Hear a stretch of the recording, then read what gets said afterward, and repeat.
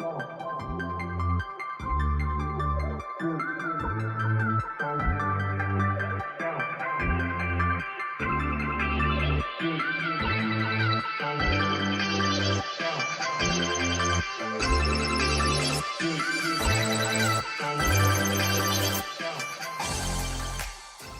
it going, guys?